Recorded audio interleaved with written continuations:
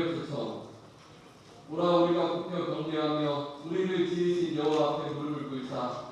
대저서는 우리 하나님이시요 우리는 그의 기르시는 백성이며 그 손의 양이라. 너희가 오늘날 그 음성을 듣기를 원하노라. 아멘.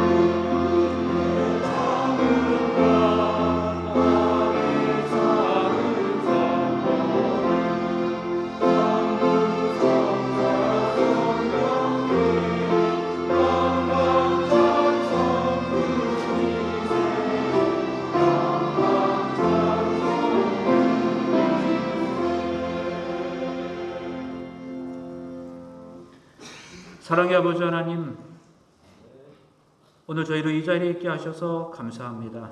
주님을 사랑하고 주님을 예비하고 주님을 찬양하는 이 자리에 오늘 있게 하셨사오니 영원토록 이 자리에서 주님 찬양하며 살아가는 저희들 되게 하여 주시옵소서. 주님은 늘 저희와 함께 하시길 원하십니다. 오늘 이 시간 주님의 그 뜻을 온전히 이루어 주셔서 부족한 소자의 모습 십자가 뒤에 감추어 주시고 우리 모두가 다 그리스도 예수만 보게 하여 주시옵소서. 예수님의 이름으로 간절히 기원하옵나이다. 아멘.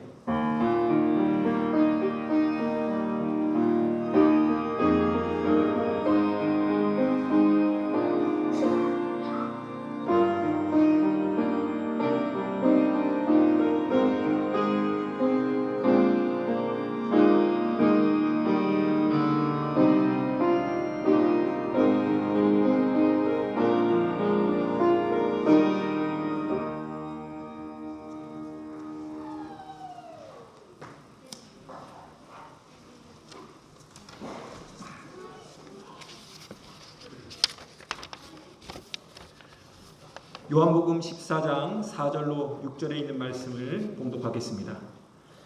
내가 가는 곳에 그 길을 너희가 알리라. 도마가 가로되 주여 어디로 가시는지 우리가 알지 못하거늘 그 길을 어찌 알겠삼나이까. 예수께서 가라사대 내가 곧 길이요 진리요 생명이니 나로 말미암지 않고는 아버지께로 올 자가 없느니라. 아멘.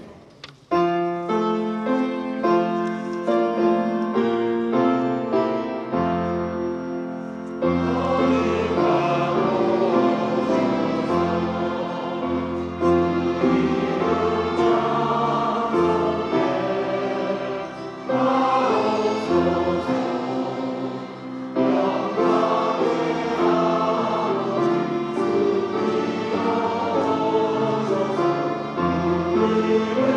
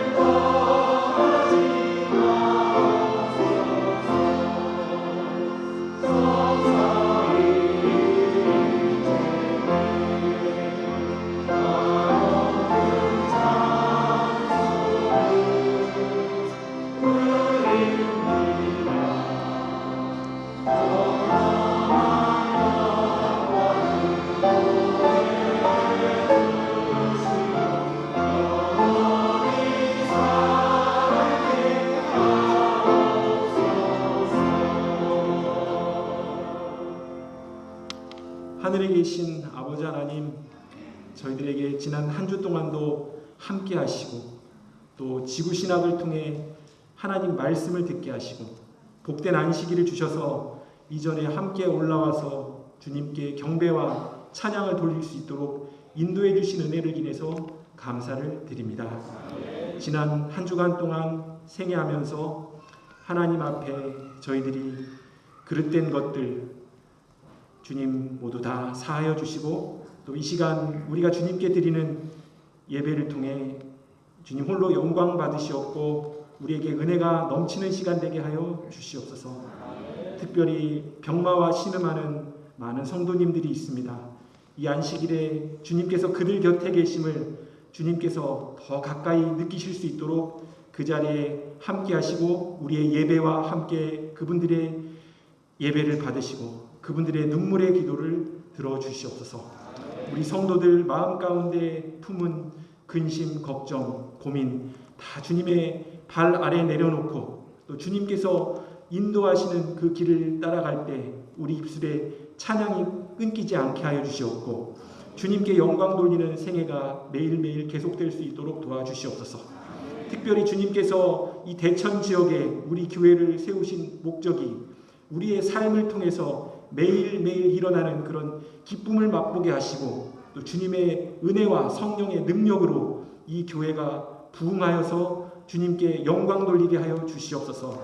특별히 우리에게 귀한 강사 목사님을 보내주셔서 감사를 드립니다.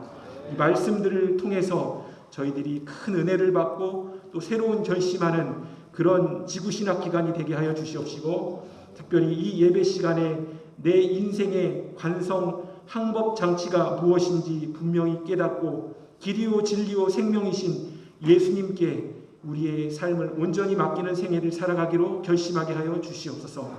말씀 증거하실 목사님에게 능력을 더하시고 강건케 하여 주시옵소서. 모든 말씀을 우리 구주 예수님 이름으로 간절히 기도하옵나이다. 아멘.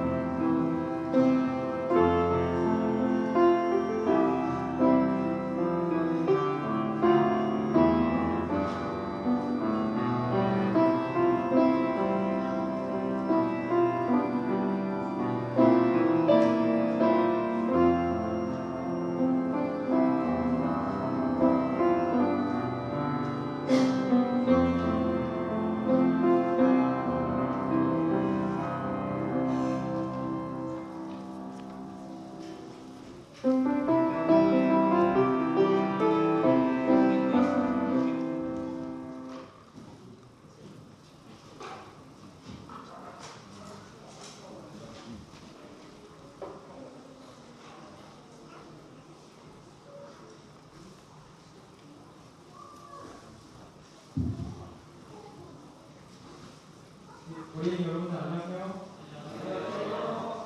오늘 제가 여러분들한테 동물에 대해서 설명해 주려고 공부를 해왔습니다. 앞에 보이시는 동물이 아시겠어요? 네, 오리나무예요. 제가 오늘 여러분께 알려드릴 동물은요, 오리. 혹시 오리나무에 얘기 본 적 있어요? 그죠?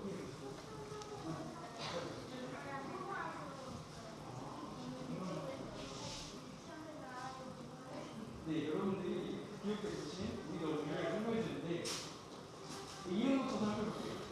우리 너구리 하면은 저는 처음에 찾았을 때 오리 너구리 하면은 이 친구가 오리가 가까울까요? 아니면 너구리가 가까울까요? 오리랑 너구리는 되게 다른 동물이죠. 오리는 오리고 너구리는 너구리지. 오리는 이제 조르지 않았어요. 너구리는 포유류. 저는 생김새가 연관이 없는데 이름을 오리 너구리라고 했어요. 지금 생김새를 보시면은 지금 오리처럼 부리같이 달려있고요. 그 물갈퀴, 오리처럼 물갈퀴가 있어요. 근데 몸통은 또 털에 달린 짐승처럼 너구리 모양으로 있습니다. 이 그림을 보면은 우리 너구리같이 이름질만 하죠. 1970년대 이 동물이 처음 발견했을 때 사람들이 깜짝 놀랐습니다. 왜냐면은 이 친구를 이렇게 태어났는데 이 친구를 조류에 분류해야 되는지 아니면 포유에 분류를 해야 되는지 이 친구를 그러면 오리라고 했을까요? 아니면 너구리에 가까운가요? 여러분 모르시나요? 그러면 너구리에 가까워요. 그 사람들도 그 옛날 사람들도 그들 의문이었어요. 이 친구가 불이 물갈퀴 깃털만 달렸으면 오리라고 불러주면 할 텐데 몸통은 또 포유에 가까운 거예요. 좀 너구리에 가까운 것 같은데 이 친구들 보면은 새끼를 낳을 때 알을 낳는다고. 신기하죠? 저희들이 뭐 사자나 호랑이나 아니면 뭐 고양이가 새끼 낳을 때 알을 낳는 거 본 적 있어요? 아니죠. 알은 파충류나 아니면은 뭐 새 같은 애들이 알을 낳잖아요. 그래서 너구리라고 해주려고 했는데 또 이 친구들이 알을 낳고 되게 고민을 되게 많이 했는데 그래도 포유류의 특성을 뭐 체온이 유지된다 아니면 몸에 털이 난다 등의 포유들만의 고유의 특징을 가지고 있어서 포유류로 분류하게 되었습니다. 네, 그럼 이렇게 이름 생긴 것도 되게 신기한 생겼는데 얘네들이 다른 신기한 특징들이 되게 많아요.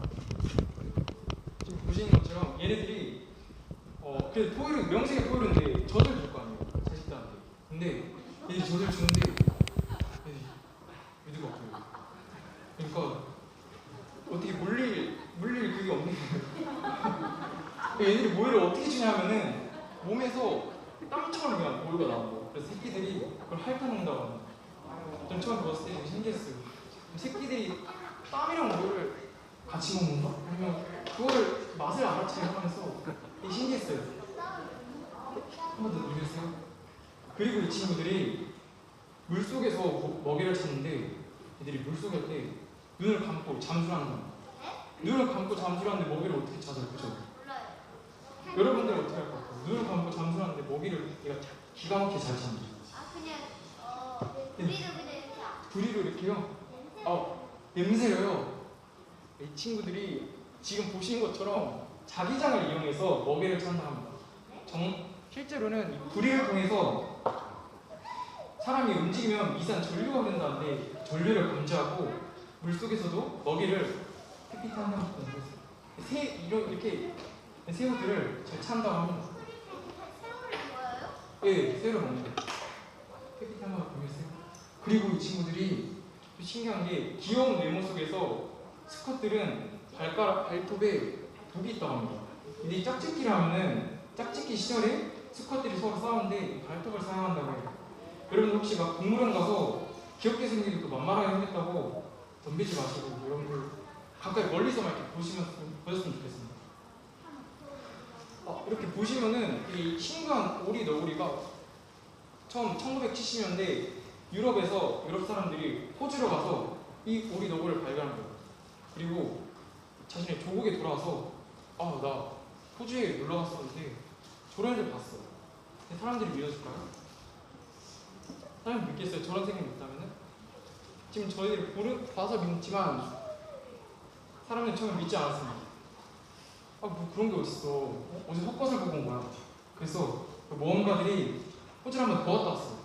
이번에는 죽어있는 시체, 박제되어 있는 그 시체를 들고 왔더니 그거 아시안들이 너 속이려고 그냥 모형이 잘못 만든 거야. 이게 무슨 이런 생물이 어딨어 세상에. 아니 브리자를 너구리가 어떻게 생각 없느냐. 그래서 이번에는 유럽 모험가들이 또 갔다 와요. 이번에 진짜 살아있는 걸 가져온 거야. 지금 동물학자 로버트 록슨치 보시면 그런 게 어딨냐고 지금 막 뭐라 하시고 있죠. 이 진짜 살아있는 걸 딱 가져온 거예요.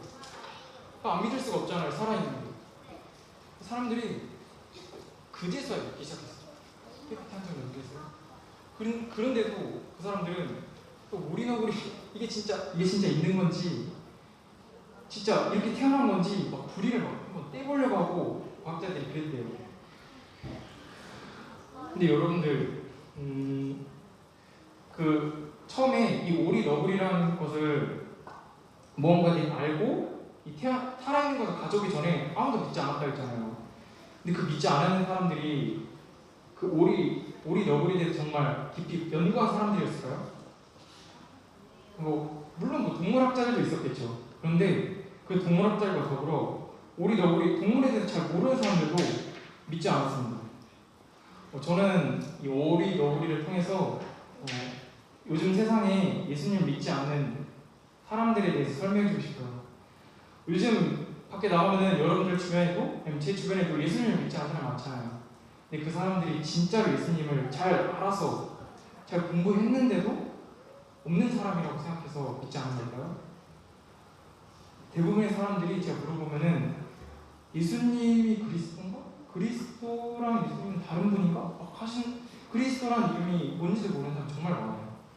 그런 것처럼 물론 공부를 한 사람도 있겠지만 대부분 예수님의 이름조차 제대로 알지 못합니다. 물론 이렇게 오리 너구리처럼 저희들이 예수님을 보여줄 수는 없어요. 그런데 저희 교회를 나오는 이상 보는 것보다 더 큰 사랑을 저희들이 느끼고 알고 있다는 걸 저희들이 알잖아요. 여러분들이 예수님에 대해서 잘 배워서 여러분 주변에 예수님을 알지 못하는 사람들한테 잘 알려주는 여러분들이 됐으면 좋겠습니다. 마지막으로 기도 짧게 하고 마치겠습니다. 기도하겠습니다. 사랑해 주님, 저희들이 오늘날 주님을 알지 못하는 사람들에게 주님에 대해서 잘 공부하고 알려줄 수 있는 저희가 될 수 있게 해주세요. 사랑의 예수님 이름으로 기도드렸습니다. 아멘.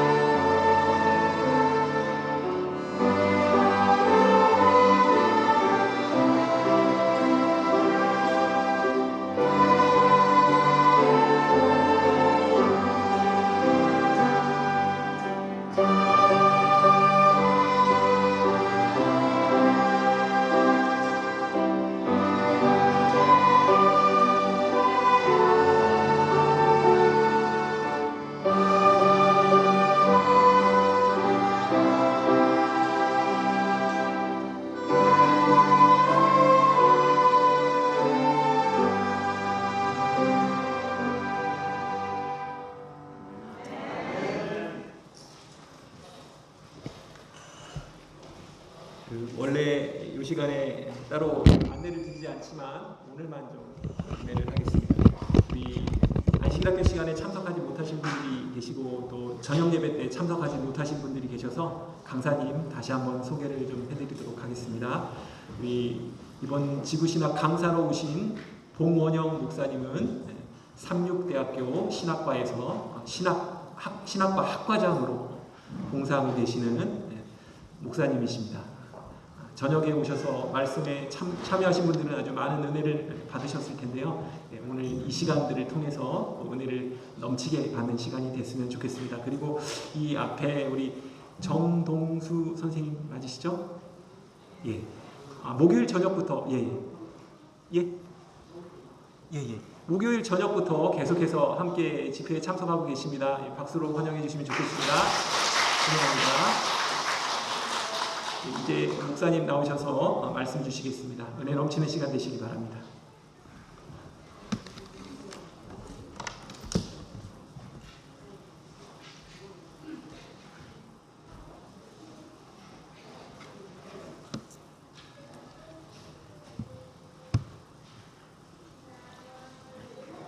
여러분 안녕하십니까?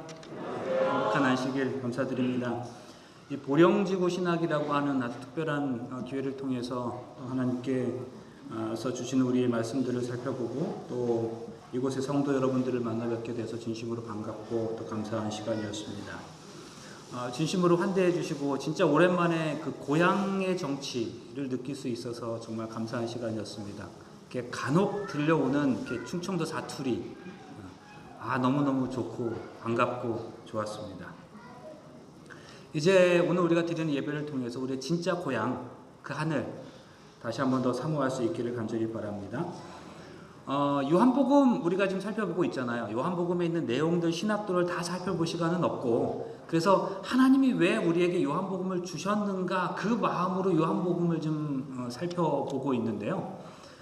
우리 그때 당시의 제자들은 몰랐지만 하나님께서는 당신께서 내가 곧 다시 올 거야 라고 말씀하신 그 재림이 지연될 것을 아시고 계셨겠지요.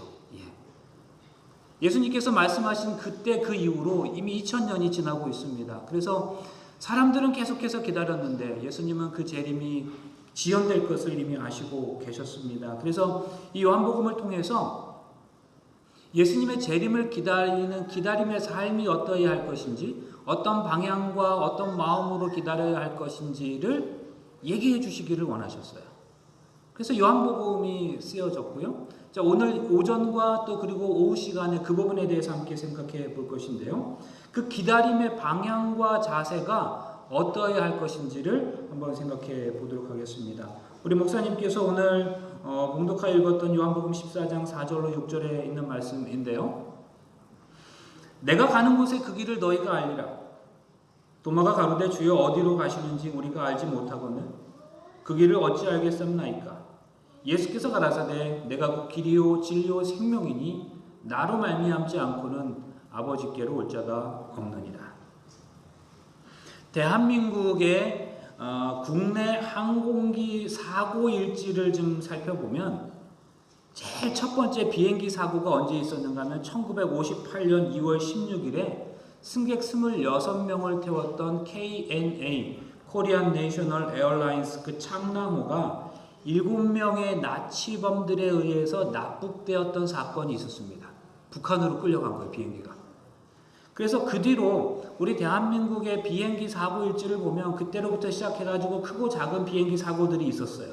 그런데 그 내용들을 쭉 살펴보다 보면 1983년이 들어서면서 눈에 띄는 한 사건을 확인하게 됩니다. 아마도 여기 계신 연대스들 우리 성도님들께서는 기억하고 계실 텐데요. 1983년 9월 1일 K2007편 대한항공 B747-230B가 앵커리지를 출발하여 서울로 오던 중 사할린 상공에서 소련 공군기에 의해서 격추되어 승객과 승무원 269명 전원 사망. 이거 기억나세요? 한 40년 됐죠. 당시 소련은 그때는 지금 러시아였지만 그때는 소련이었죠. 소련은 국제 관례를 무시하고 민간 항공기의 무력을 사용한 행위로 인해서 전 세계의 규탄을 받았고 동서관계, 공산진영과 민주주의 진영 간의 관계가 굉장히 급속도로 냉각되는 그런 사건이 있었습니다. 한국 정부는 이 사건을 국제평화에 대한 중대한 위협행위로 여겨서 UN 안전보장이사회를 요청하고 소련의 비인도적 만행을 규탄하면서 그 표상도 하고 또 그리고 관련자들을 처벌하라, 그리고 이런 여러 가지 내용을 담은 5개 조항을 제시하기도 했습니다. 그런데 이 비행기가 사고가 나면 어떻게 사고가 났는지 알 수 있는 블랙박스가 비행기에 항상 있어요. 근데 러시아의 그 소련 땅에 그 비행기가 격추되면서 그 블랙박스가 소련 땅에 떨어졌는데 소련이 그걸 안 돌려주는 거예요. 10년 동안 그걸 보관하고 있다가 1993년도에 이제 소련이 러시아가 되어서 보리스 옐친 그 러시아 대통령이 한국을 방문할 때 그걸 가지고 왔어요. 자, 얘다 이거 줬어요. 그래서 근데 그걸 얼른 받아가지고 이렇게 좀 찾아보고 왜 사고가 났는지 알아보려고 했더니 진짜 중요한 내용은 다 삭제되어 있어가지고 여전히 의문이 막 있었게 됐습니다. 자, 이 사건의 중심이 되었던 대한항공의 007편 보잉 747 정보기는 그 알래스카, 미국의 알래스카 앵커리지 공항을 출발해가지고 삽시간에 별들이 초롱초롱한 칠흑 같은 암흑 속으로 깊숙이 빠져들게 되었습니다. 이때 이 비행기는 북태평양 대각선을 그으면서 홋카이도 상공을 질러서 서울로 닿는 R20 항로라고 하는 항로를 타고 비행을 할 참이었습니다. 그러니까 길이 있잖아요. 도로가 있는 것처럼 비행기도 날아가는 길이 있는 거예요. 아무렇게나 날아가는 게 아니고, 그래서 미국 땅에서 한국으로 오는 그 당시 여러 항로들이 있었는데 대표적인 항로가 R20이라는 항로였어요. R20. 근데 지금은 그 항로가 좀 변경은 되었는데요. 그런데 이제 그 항로를 타고 비행기가 오기 위해서 그 항로를 타는 것이었고, 그때는 1983년 그 미국 그 시간으로 8월 31일 새벽 알래스카 공항의 공항 대합실의 시계가 오전 4시를 가리키고 있었습니다. 지금으로부터 40년 전의 일이고요. 그리고 비행기가 그렇게 이륙하고 정확히 14분이 지난 후에 같은 대한항공의 015편 정보기도 앵커리지를 이륙해서 같은 그 R20 항로를 따라서 007기를 뒤쫓게 되었습니다. 자, 그러니까 어떻게 됐냐면 제가 오기 전에 비행기를 적어왔어요. 자, 이렇게 007기가 비행기를 타고 날아가는 거예요. 예? 날아가요. 그런데 그 뒤에 015편이 또 따라가는데 이 앞 비행기와 뒷 비행기 시간차가 얼마큼이었다고요? 14분이었어요. 이렇게 날아가서 지금 이제 미국에서 한국 쪽으로 오고 있는 겁니다. 자, 그런데 이 앞서 날던 비행기의 조종사는 천병인이라고 하는 기장이었고 뒤따라가던 015편의 기장은 박용만이라는 기장이었어요. 근데 그 두 기장은 그 당시에 대부분의 조종사들이 그랬던 것처럼 공군 출신들이었어요. 공군 비행기 조종을 하던 사람들이었고 이 사람들이 예편에서 대한항공에 입사한 거예요.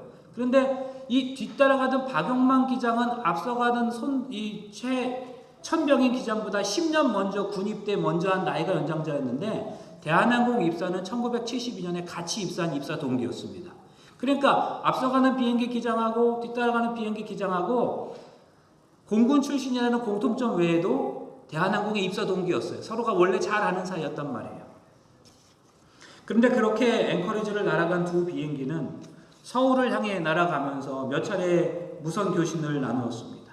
그런데 비행기가 출발한 지 94분 만에 이 007기의 부기장이 뒤따라오던 015편의 부기장에게 도움을 한 가지 요청해요. 뭐냐면 이 비행기가 날아가면서 우리 잘 가고 있다고 출발한 그 공항에다가 자기 위치 보고를 수시로 해야 되는데 이 비행기가 무슨 무전기에 문제가 생겼는지 저기 있는 출발 지점에 연락이 안 된다는 거예요. 그러니까 뒤따라오던 비행기 보고 우리 지금 잘 가고 있어. 이거 위치 보고를 해달라고 요청을 합니다.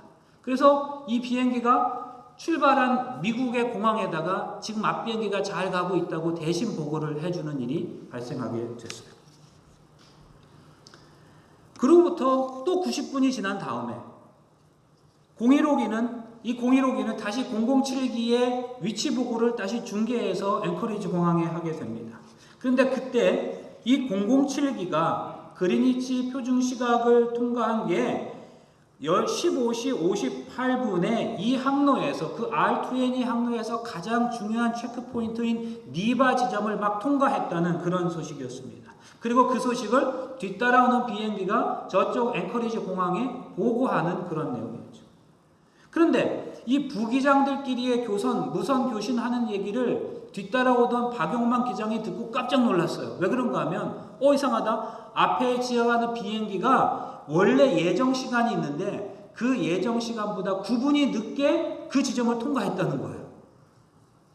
근데 보통 항로에서 그렇게 많이 시간이 차이 나는 일은 거의 없다는 거죠. 더군다나 뒤에 비행기가 똑같이 따라오고 있는데 앞에 비행기가 몇 분 차이가 나고 있는데 14분 비행기 차이가 나는데 9분이 뒤쳐졌으면 이제 이 앞 비행기와 뒷 비행기 차이가 굉장히 가까워진 거잖아요. 이런 일이 있어서는 안 되는 것이죠. 그래서 어떻게 했는가 하면 이상하다 비행기 연락을 좀 해가지고 무슨 일인지 물어봐라. 왜 이렇게 비행기가 늦어졌는지 물어봐라 그래서. 그랬더니 앞 비행기가 뭐라고 그런가 하면 맞바람이 세가지고 우리가 앞으로 빨리 갈 수가 없어 그렇게 대답을 한 거예요. 그런데 이상한 건 뒤따라가던 015편은 맞바람이 없이 아주 잘 날아가고 있다는 것이죠. 이 일이 쓴 지 한 10분 후에 이 박용만 기장이 너무 이상해서 기장에게 직접 연락했습니다. 천병인 기장에게 연락을 해서 아니 왜 비행기가 지연되었냐고 물으니까 역시 천병인 기장이 비행기가 앞바람 때문에 앞으로 못 간다고 그렇게 대답하고 서둘러 끊어버렸어요. 우선. 그러니까 아니 원래 잘 아는 사람이니까 이렇게 뭐 이런저런 얘기도 하고 날씨가 어떠네 그 다음에 잘 비행기 도착하면 서울 가서 뭐 할 거네 뭐 그런 사적인 얘기도 할 만한데 그런 얘기도 없이 서둘러 무전을 끊어버렸던 것이죠.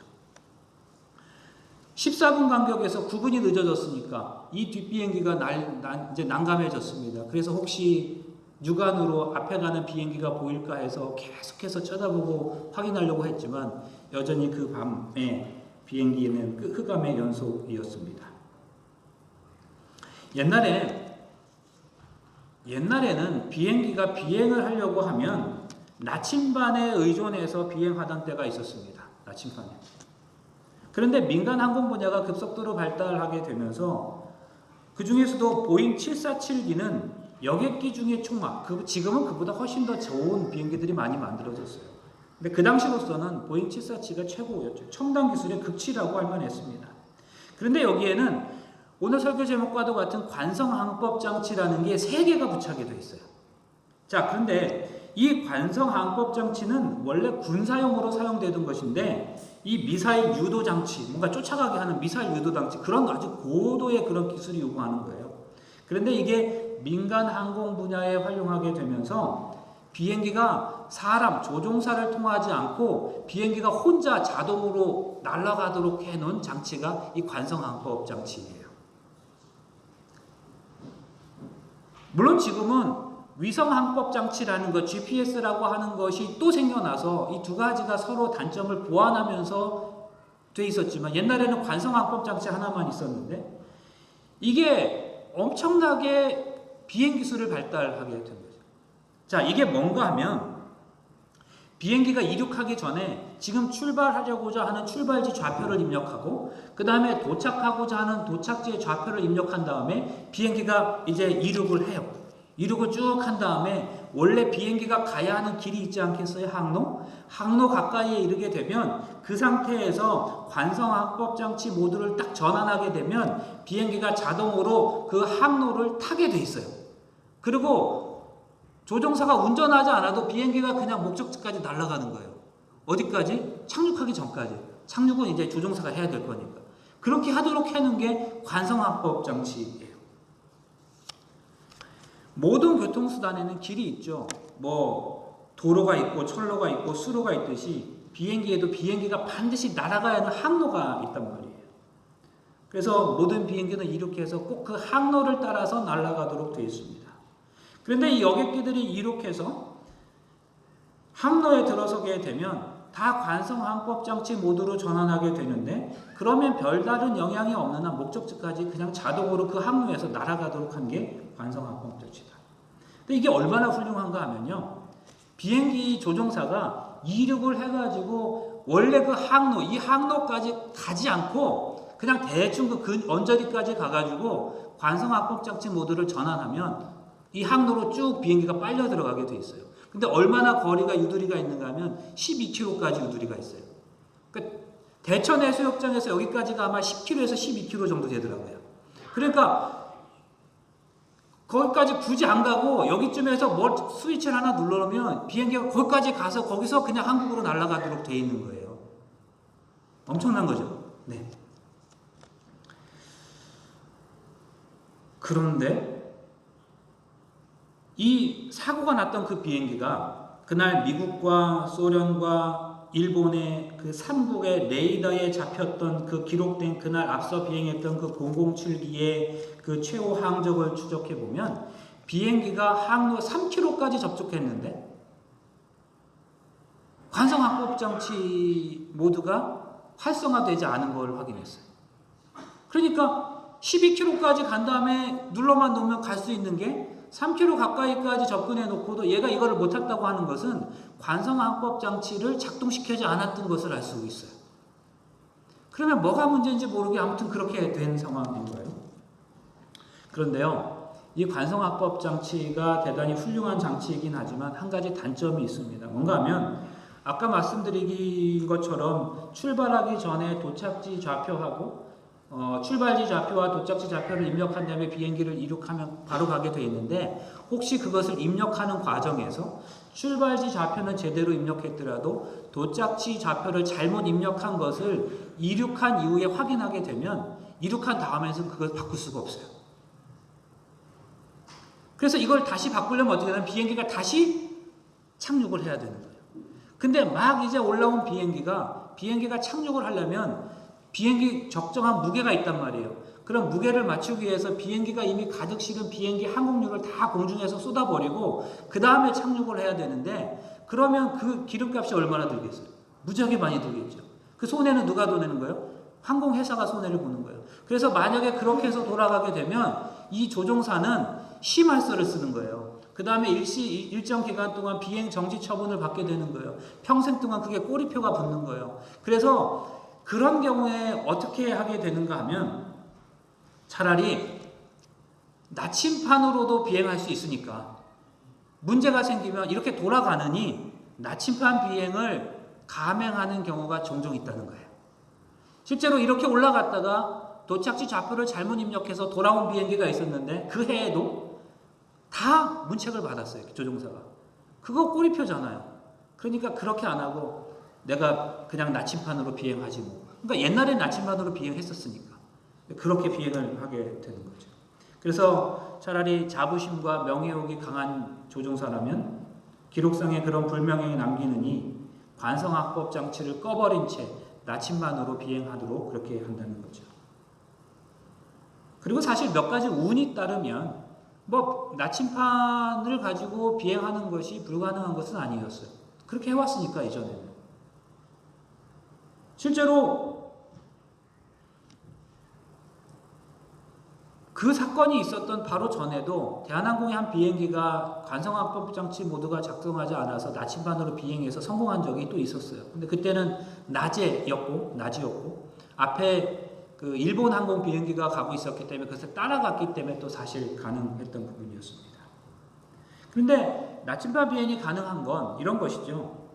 그 R2N 항로에는 쭉 가다 보면 그 바다를 건너야 될 것이고 또 대륙을 건너야 되는 일이 있을 것인데 가다 보면 밑으로 산맥도 보일 거고 커다란 산. 그 다음에 또 뭣도 보이고 섬도 보이고 그래서 가다 보면 여기 이 방향으로 1시간쯤 가다 보면 무슨 섬이 나오면 맞네, 이 길 맞네 이렇게 갈 수도 있지 않겠어요? 그래서 그런 각각의 그 체크 포인트들이 있기 때문에 그것들을 확인하면서 날아가면 그러면 뭐 목적지까지 가는 건 또 불가능한 것은 아니었다는 것이죠.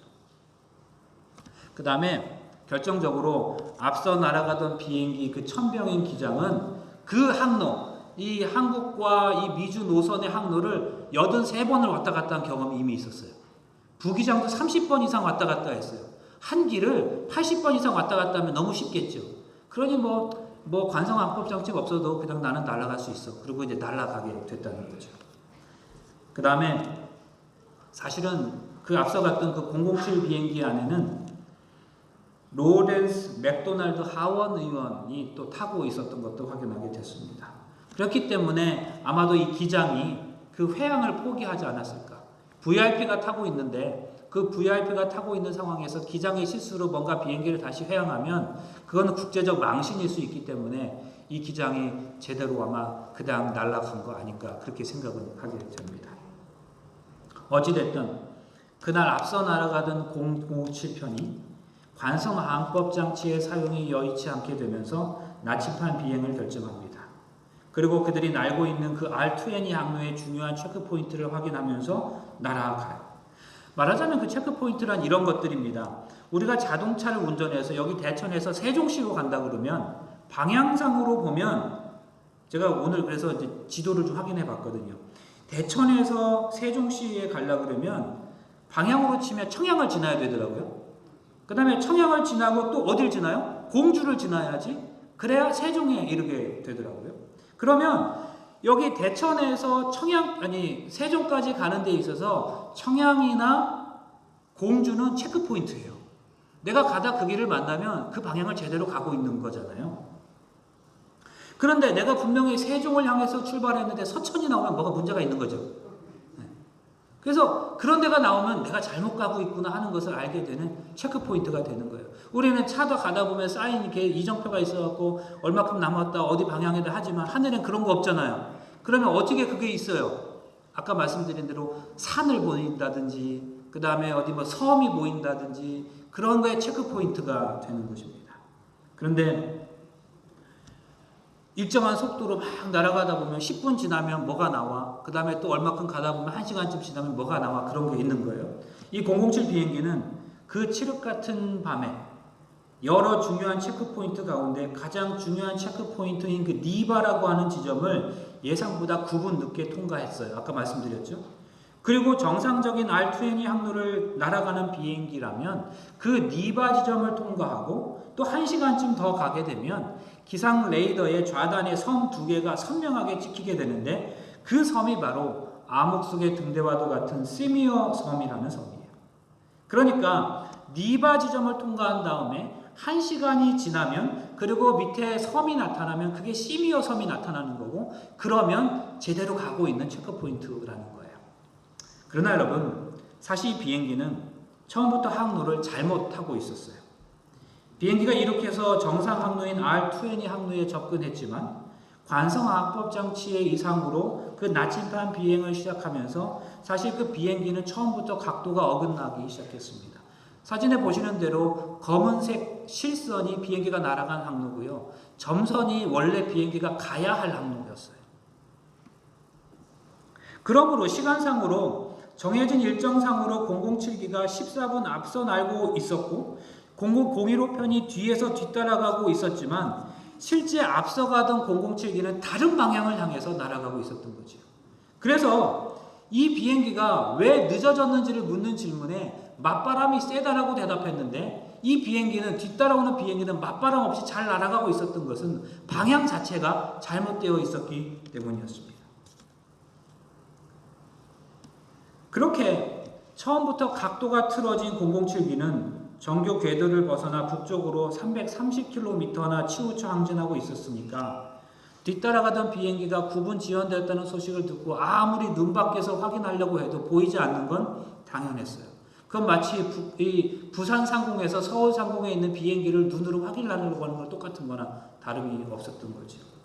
아무튼 그렇게 정상 궤도로부터 330km 북쪽으로 떨어진 지점을 항해하던 007기에서 니바 지점을 지난 후에 그 다음 체크포인트인 시미어 섬이 나타날 리가 없었어요. 그런데요, 1시간이 지나도 아무런 기미가 보이지 않다가 예정 시간보다 10분 늦게 드디어 레이더 좌단에 2개의 섬이 딱 찍혔습니다. 그렇게 기다리며 넌 시미어 섬이었습니다. 아니요, 그것은 사실 시미어 섬이 아니었어요. 이미 정상 궤도로부터 북쪽으로 330km 벗어난 비행기에 시미어 섬이 나타날 리가 없지요. 그것은 시미어 섬처럼 보이는 다른 섬이었어요. 사실 그 섬은 구소련령에 있었던 코만도스키에라는 섬이었는데 너무나 불행하게도 그 코만도스키의 섬은 시미어 섬과 그 모양과 크기와 위치와 배열 모두가 너무나도 흡사했던 거예요. 아무것도 분간할 수 없었던 칠흑 같은 밤에 자신들의 잘못된 착각으로 잘못된 비행을 나침반 비행을 하고 있다는 사실을 알지 못한 채 그저 레이더에 나타난 2개의 섬을 확신하고는 그리고 그것이 시미어 섬이라고 확신하고는 그들은 소련 땅으로 계속해서 비행기를 몰고 가고 있었던 거예요. 그렇게 007기는 자신들이 그렇게 옛 소련 땅으로 들어선 사실도 모른 채 캄차카 반도를 소련 영토를 통과하게 됩니다. 야간이었던 데다가 캄차카 반도 거기에는 엄청난 구름이 끼어져 있었고 그 다음에 엄청난 안개가 끼어져 있었기 때문에 자신들이 육안으로 밑에 뭐가 있는지 도무지 알지 못한 채 비행기는 날아가고 있었어요. 결국 구소련의 전투기가 출동해서 민간 항공이었지만 자신들의 영해를 침범했던 007기를 격추하게 됩니다. 그래서 269명 전원이 사망하게 되었습니다. 관성항법 장치 없이 나침반 하나로 자신들의 목적지를 향해서 잘 날아가고 있다고 안일하게 생각한 착각 비행의 결과였습니다. 그런데 여러분, 착각 비행, 이 비행 착각 못지않게 신앙 착각도 위험합니다. 아니, 비행 착각보다 더 위험한 것이 신앙 착각이에요. 이제 잠시 우리는 이스라엘 백성들이 가나안 땅을 점령할 때의 사건을 좀 생각해 보겠습니다. 이스라엘 백성들이 요단강을 건너서 가나안에 들어선 후에 가장 먼저 여리고성을 점령했지요. 그런데 사실 여리고성을 점령하기 위해서 이스라엘 백성들이 했던 것이 뭐가 있었냐? 사실 아무것도 없었어요. 여호와의 궤로 성을 한 번 돌게 하니라. 무리가 전에 돌아와서 그냥 자니라 그랬어요. 그 다음에 제7일 새벽에는 그들이 일찍 일어나서 여전한 방식으로 그날만 성을 7번 돌았다고 얘기합니다. 여러분, 이 일에는 어떤 작전도 없었고 전략도 없었고 전술도 없었어요. 그리고 그들이 여리고성을 무너뜨리기 위해서 했던 일은 하지 않았던 일보다 훨씬 더 적었습니다.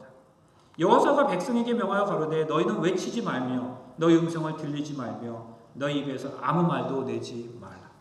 그들은 아무 말도 외치지 않았습니다. 그들의 음성을 조금도 들리게 하지 않았습니다. 그들의 입에서 아무 말도 내지 않았습니다. 그렇게 그들이 했던 일은 그렇게 많지 않아요. 그저 그들은 하나님이 시키는 대로 성을 돌았을 뿐이었습니다. 그리고 그 성 여리고성을 점령한 이스라엘 백성들은 그것이 자기들의 능력으로 한 것이라고 착각했어요. 모든 것이 하나님께서 일하신 결과였음에도 불구하고 그들은 그것이 자신의 능력으로 이룬 것처럼 착각했죠. 이들이 착각했다는 증거는 그 다음 성인 아이성을 치러 가는 과정을 보면 알 수 있습니다. 여리고성 점령 후에 아이성을 점령한 이스라엘 백성들은 자신만만해하면서 우리가 한 2-3천 명만 가도 될 거야 그렇게 말했죠. 여리고성에 비하면 아이성이 너무나 작고 사람이 적기 때문에 여리고성을 점령했던 모든 사람들이 굳이 다 갈 필요가 없다고 생각했어요. 그런데 여러분 한번 생각해 보시자고요. 이것이 이스라엘 백성들이 착각했다는 겁니다. 왜요? 여러분, 이스라엘 백성들이 여리고성을 무너뜨렸을 때는 군사의 수로 무너뜨린 게 아니었어요. 전략도 있지 않았고 전술도 있지 않았다고요. 오직 하나님의 말씀에 순종했기 때문에 가능한 것이었죠. 그런데 그 승리 후에 그들은 착각했답니다. 자신들이 여리고성을 점령한 것으로 생각했어요. 이 착각의 결과는 참패였습니다. 36명이 죽고 나머지는 다 도망치는 참담한 결과를 가져왔습니다. 하나님께서 그들을 위하여 이루신 대승리는 이스라엘 백성에게 자만심을 가지게 하였다. 하나님께서 가나안 땅을 그들에게 허락하셨으므로 그들은 안심하였고 하나님의 도우심만이 그들에게 성공을 줄 수 있다는 사실을 또 잊어버렸다. 여호수아까지도 하나님의 뜻을 묻지 않고 아이성 정복을 계획할 계획을 세웠다. 이스라엘 백성들은 자신들의 힘을 높이고 원수를 경멸하기 시작했다. 여러분, 저는 목회자입니다. 저는 교회와 하나님을 섬기면서 늘 하나님께 착각하지 않게 해달라고 기도합니다. 분명 하나님의 교회는 하나님이 지키시는 거죠. 하나님의 교회는 하나님이 부흥시키시는 거죠. 그런데 그것을 때때로 목회자가 한 것으로 착각할 때가 있어요. 솔직히 고백해요. 목회자였던 열심히 교회의 부흥으로 나타난 것으로 착각하기 쉬워요.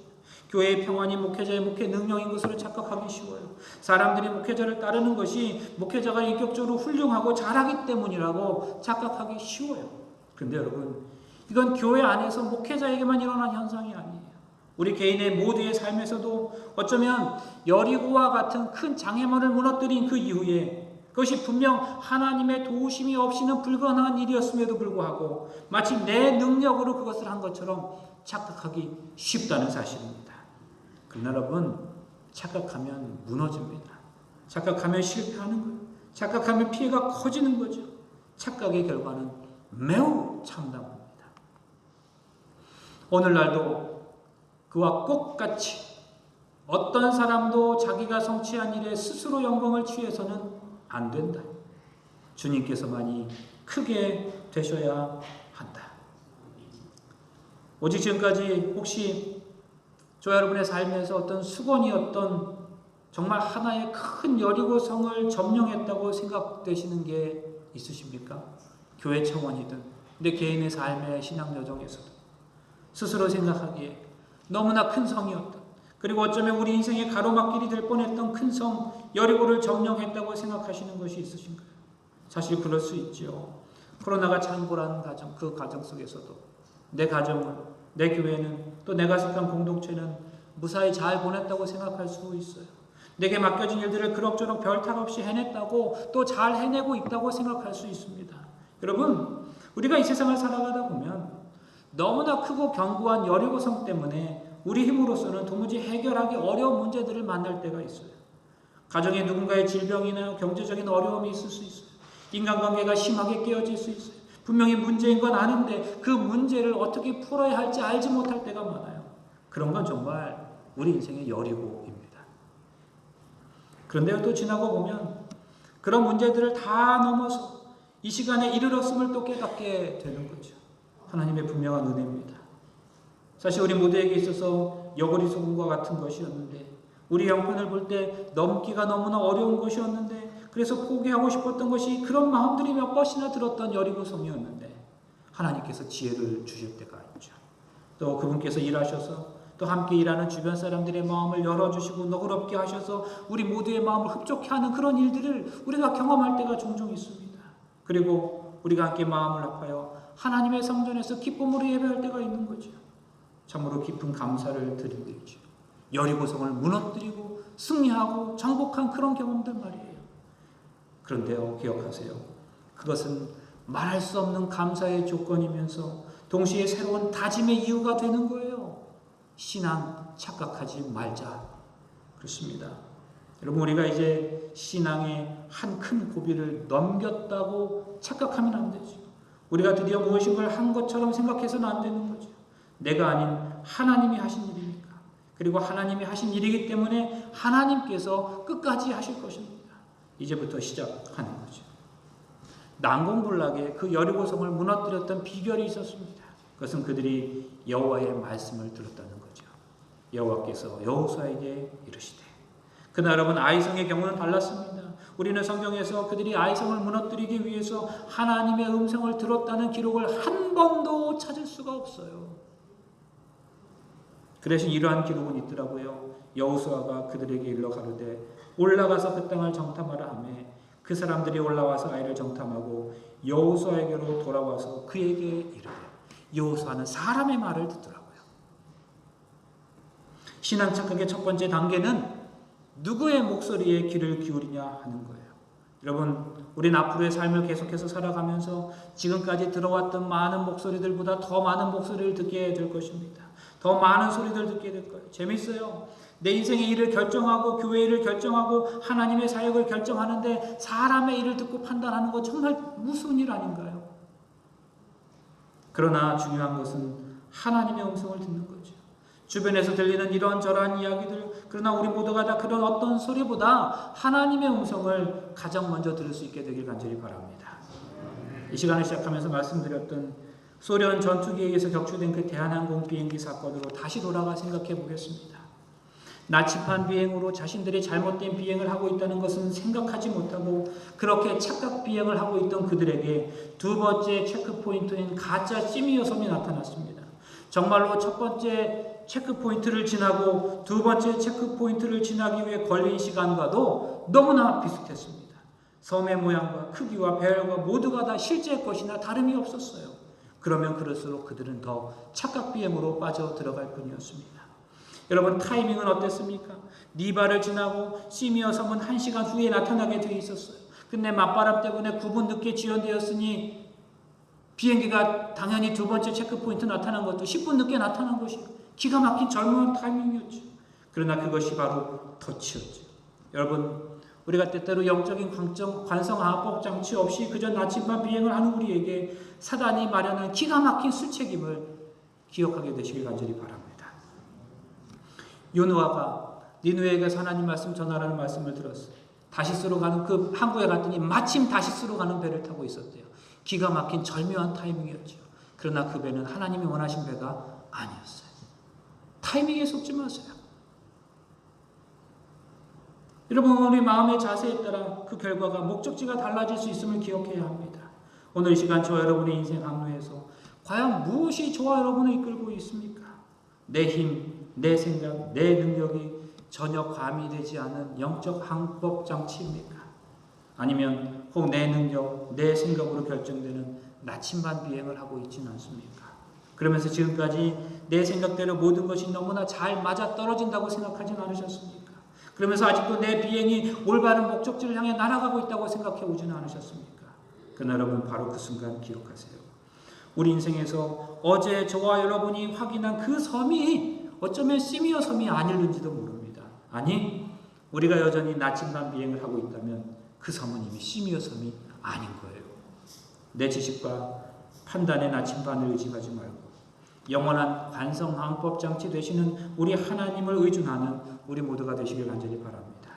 우리의 처음 좌표가 잘못 입력되었다면, 우리의 동기가 선하지 않다면 우리는 다시 처음으로 되돌아가야 하는 거예요. 우리의 마지막 좌표가 잘못 입력되었다면, 우리의 목표가 하나님의 의도하신 것과 같지 않다면 주저하지 말고 우리는 회항해야 합니다. 그리고 다시 입력할 수 있어야 돼요. 우리의 생각이 아닌 하나님의 좌표를 다시 입력해야 합니다. 그리고 우리는 다시 시작해야 돼요. 그게 나도 살고 우리 모두도 살아가는 길임을 기억하게 되시길 바랍니다. 지금껏 축적되어 온 편견의 강한 장벽들은 이스라엘 군대 앞에 여리고 성벽같이 틀림없이 무너질 것이다. 그렇게 되려면 우리는 우리 구원의 주를 계속적으로 믿고 의지해야 한다. 그래서 우리는 오늘도 예수님을 바라봅니다. 오늘도 예수님을 향해 고개를 돌립니다. 내가 곧 길이요 진리요 생명이라 하신 그 예수님을 묵상합니다. 내가 가는 곳을 그 길을 너희가 알리라. 도마가 가로되 주여 어디로 가시는지 우리가 알지 못하거늘 그 길을 어찌 알겠사옵나이까. 예수께서 가라사대 내가 곧 길이다. 오늘도 우리는 예수님을 생각합니다. 착각하지 않기 위해서예요. 착각에 깨어나기 위해서입니다. 예수님 앞에 앉으면 내가 보여요. 내가 얼마나 연약한 사람인지 보여요.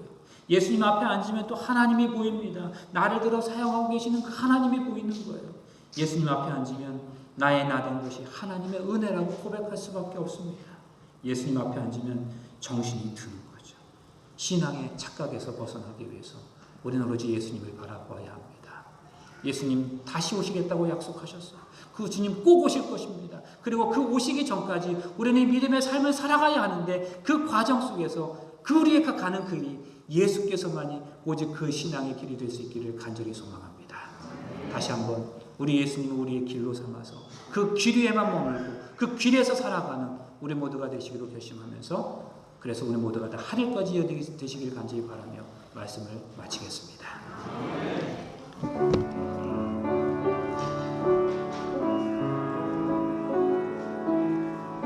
지금은 봉헌의 시간입니다. 말씀을 들으면서 다짐한 결심을 주님께 드립니다. 삶을 통하여 받은 재물 중에서 11조와 헌물을 주님께 드립니다. 하나님이 능히 모든 은혜를 너희에게 넘치게 하시나니 이는 너희로 모든 일에 항상 모든 것이 넉넉하여 모든 착한 일을 넘치게 하게 하려 하심이라. 고린도후서 9장 8절 말씀입니다. 아멘.